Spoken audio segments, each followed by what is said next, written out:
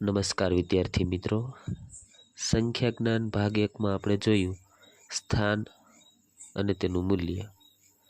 હવે સંખ્યા જ્ઞાન ભાગ 2 માં જોઈશું એક સંખ્યાનો ચડતો ક્રમ અને ઉતરતો ક્રમ, બીજું દાર્શનિક કિંમત અને સ્થાન કિંમત, જેમાં સંખ્યાનો ચડતો ક્રમ એટલે નાની સંખ્યાથી મોટી સંખ્યા તરફ ક્રમમાં ગોઠવણી કરવી.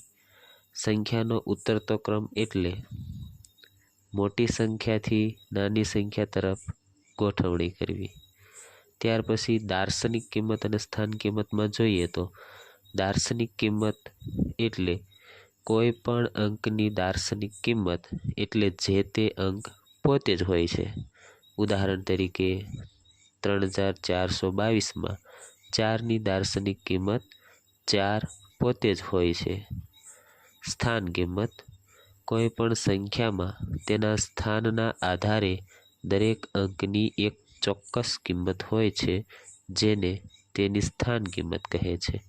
ઉદાહરણ તરીકે જોઈએ 3422માં 4ની સ્થાન કિંમત 46 થાય છે. આભાર.